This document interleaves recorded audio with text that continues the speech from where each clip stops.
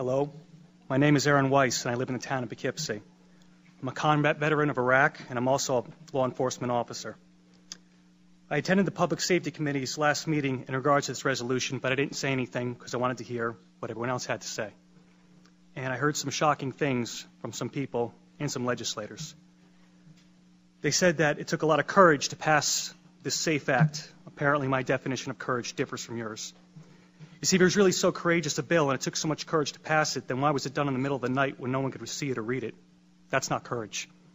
That's a mafia-style sit-down to divvy up what's good for the bosses. Courage is taking the right and true course of action, not the politically expedient one. And anyone who is proud of this law must also be proud of the Patriot Act, the TSA, imprisoning Japanese citizens in World War II, since all these actions were spurred on by emotional fear and rammed through in the name of public safety. Another issue is the insistence of certain people to stand on the graves of dead children and challenge those that disagree to say it to the parents' faces. Well, I, for one, will pick up that gauntlet. First off, why is dead children your battle cry? You didn't say anything about the hundreds of Chicago children being killed, and for some reason you only scream when it happens to wealthy white ones. And yes, I will say to anyone's face, my right is more important than your dead, because I fought for it firsthand. I washed the blood of my friends out of my Humvee, and I picked up their mangled bodies, and I fought day in and day out. I did more things that you people can't imagine. So yeah, my right trumps your dead. I earned it in blood.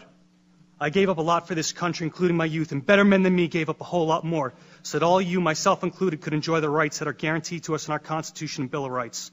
And we didn't go through all that to come back home and watch the surrender of what we fought for happen based on the demented actions of a couple madmen.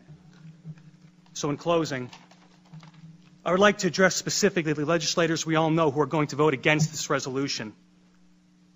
I understand you will vote against this resolution based on some misguided sense of the public good. However, as a law enforcement officer, I'm curious to know about your true resolve.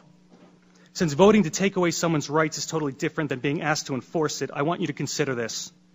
If you support the SAFE Act so wholeheartedly, are you willing to stand with law enforcement members and lead from the front to enforcement? And what I mean by that is if a constituent of yours feels so alienated by this law and the manner in which it was passed that they refuse to comply with it, are you willing to stack up on their front door and go in first? I bet if a clause was in this bill that required you, the elected leadership, our elected leaders, to go in the door first, I bet you would not be so steadfast.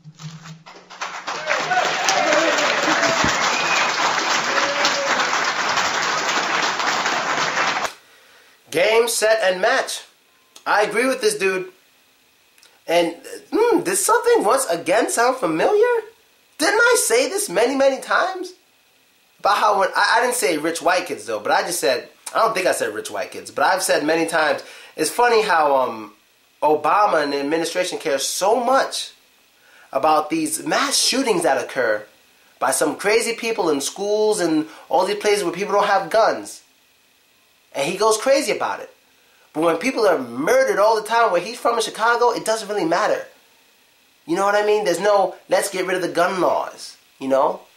And the NRA, they're dick faces too, because you know what? A lot of them are like, we need to put guns in these certain areas to protect these people. They ain't trying to put guns in black areas. They're talking about arming citizens.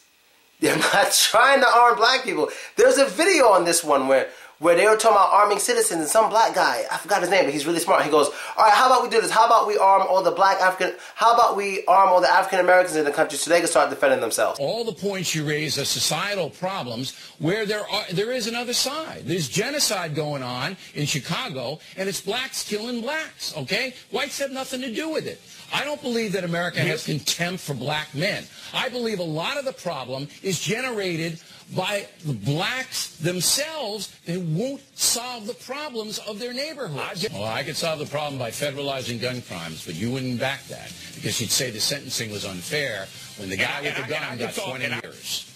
And I could solve the problem too. Arm every black person in America, and then let's see what the NRA has to say. All right, Tavis, I mean, that's a little extreme. If I find that clip, I'm going to show you. But other than that, yo, I like it. I agree with it. And if you are someone who's so willing to get all these legal guns off the street, why don't you volunteer to go get them off yourself? Go join a police force. You'll be in the front line just like this man was, trying to get those legal guns off the street. Go ahead. Let's see how much fun you have. Let's see if you enjoy it. Let's see if you're the kind of person to just sit back and talk shit, or you're a person to say something and then actually put some motion behind it. See the kind of person you are, all you anti-gun people. And that's basically it. I'm out. Later, knuckles.